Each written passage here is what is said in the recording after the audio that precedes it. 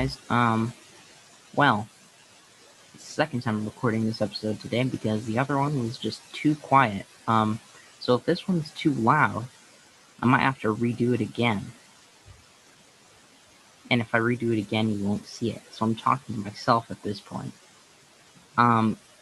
Anyway, sorry I haven't been uploading the past couple weeks. I've been kind of busy. But we have today, I hope you like the content we have for you today, because I think it's pretty good. I watched the playback and I thought it was pretty good. But then it was too quiet, so I had to redo it right now. Anyway, make sure you hit that like and subscribe. I heard it's good for the algorithm, whatever that means.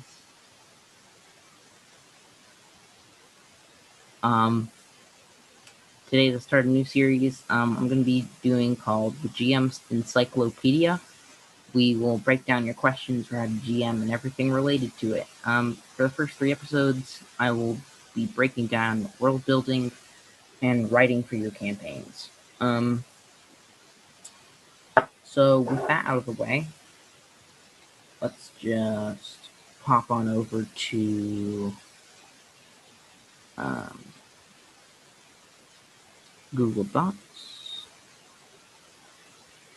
So, again, this is the second time I'm recording this. So I had this all written down, how to redo it now. So basically, I'm just going to take you through my technique for world building. Many people think world building is just the same as writing a book or a screenplay or something. It's very different in the way that it has to be a lot more modular to your players, and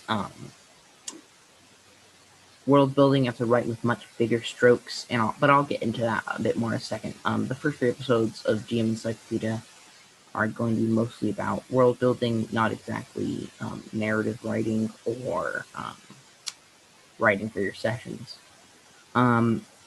So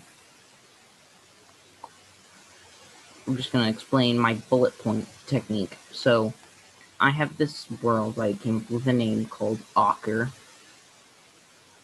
Oh my gosh.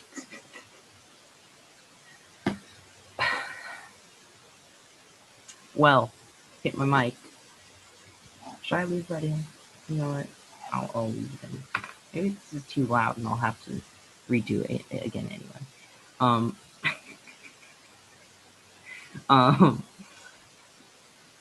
Anyway, bullet point technique.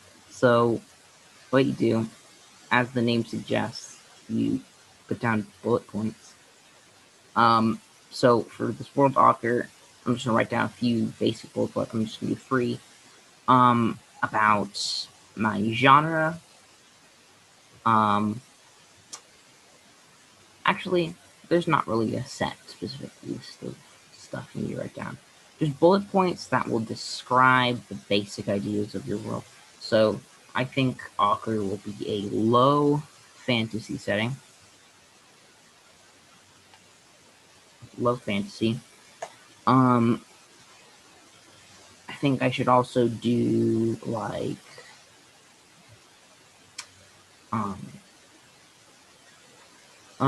how about, since it's low fantasy, no non-human races. And then finally, I'm gonna do focuses on intrigue. Okay. So with these basic bullet points, what you can do is, after you put down your basic bullet points, you want the basic ideas you want to guide your whole campaign with, or your whole world with. After that, you can go in and just under a certain bullet point, put more bullet points. Just to elaborate on your ideas a bit more. So I'll just put these in blue to show that they're under it. That's how I know.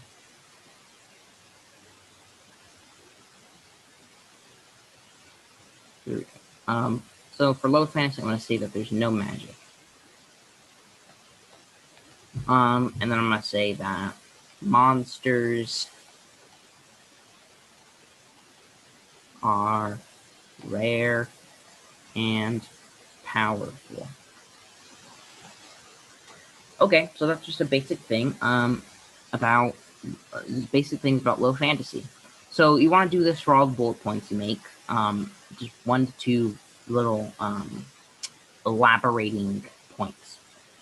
So put down like what exactly you mean, or like exceptions to the rule or something.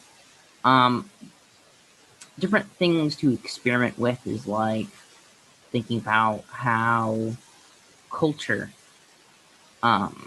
affects the world and stuff. I'll be getting more into culture and races and stuff in the next couple episodes. But I just want to kind of, as we kind of wrap up, this is going to be a pretty short episode. The next ones are going to have a bit more meat to them. Basically, when you're world building, you have to keep in mind that, especially if you're world building for a role-playing game, that so much of whatever you write is highly subjective to what happens. Because if, like, you could go on, you could write, like, paragraphs upon paragraphs upon paragraphs of your world's lush history and all the races, cultures, and mannerisms, and just all these tiny, tiny little details. And then your characters only see about like 20% of it because they're off doing whatever they want to do instead of the perfect scenario to find all of the culture that you've written. So when writing for world building for role-playing games and writing campaigns, you mostly want to focus on like what your character will see. Then again, if you're world building just for fun, it's fun to see all these tiny little details, and it's fun from start to big to small, minute detail. But if I was just writing, if I wanted to make this little world that I made for for a one shot or a small little session I have tomorrow with my friends, I could just be like, let's just say that I put them in a prison and they have to escape. I could write paragraphs upon paragraphs of all this history and stuff for the one session, or I could plan the session. I could plan the world around the session. So, I did this for a campaign I ran a while ago. They were traveling across the desert, and I just have a couple brief references to an empire called the Phoenix Empire. I made that up on the fly. I have no idea. I still have no idea what to do with it, but I gave myself the freedom of not world building as much, because especially for when your first session or something, or the first session for people who are new to role playing games, it's sometimes a little bit funner to not world build as much, because then as you're improving and as your characters reference stuff that they don't know if it exists, like foods or like just people or towns or something, because there's so many examples of that. But if you kind of world build as you go along, it can be a lot funnier, and it can kind of tailor the experience to the characters and what kind of stuff they want to do. There are a lot of people that don't like their campaigns as silly, though, so they do spend a lot of time world building for it. I'm just going to show you like the basic stuff of how I world build, and that's going to be coming in the next couple episodes. So if you like this content today, make sure to like and subscribe. Also, comment down below if you like this kind of video, because I'm hoping to make more. If you don't like it, I guess you can comment that too. Okay, well, let me just get out of here so I can do a proper outro.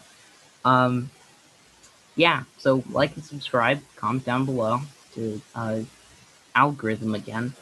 Alright, I'll see you guys next week.